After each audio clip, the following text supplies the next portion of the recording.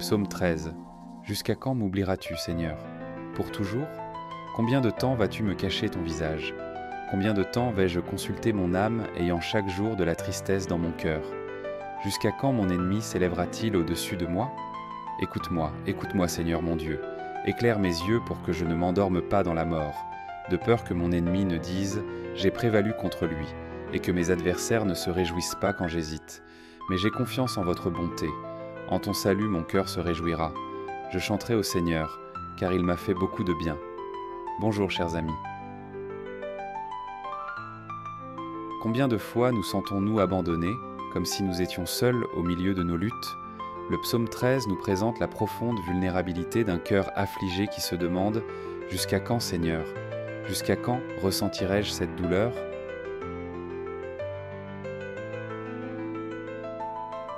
Ces paroles reflètent un sentiment que nous avons tous éprouvé, des moments où il semble que Dieu est lointain, que nos prières ne sont pas entendues et que le poids du monde retombe sur nous.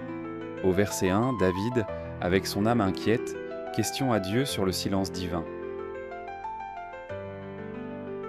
Combien de temps m'oublieras-tu, Seigneur? Une question pleine d'angoisse et de désespoir, mais en même temps remplie de recherche de réponses. Cette quête reflète le voyage intérieur auquel nous sommes tous confrontés.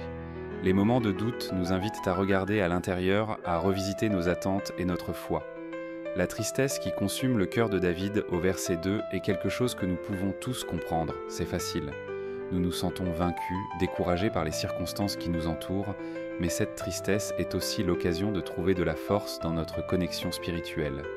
Au versets 3 et 4, David crie à l'aide « Ella lassé » éclaire mes yeux pour que je ne m'endorme pas dans la mort. Il comprend que sans intervention divine, son âme peut succomber au désespoir. C'est un message puissant pour tous. Nous, reconnaissons notre fragilité et demandons la lumière de Dieu dans nos moments les plus sombres. Mais c'est au verset 5 que nous trouvons la véritable clé de la croissance spirituelle. David dit « Mais j'ai confiance en ta bonté.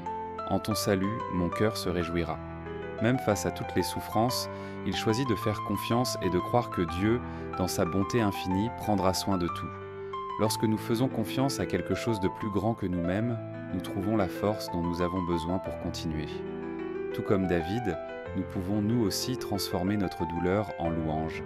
Le dernier verset du psaume dit « Je chanterai au Seigneur, car il m'a fait beaucoup de bien ».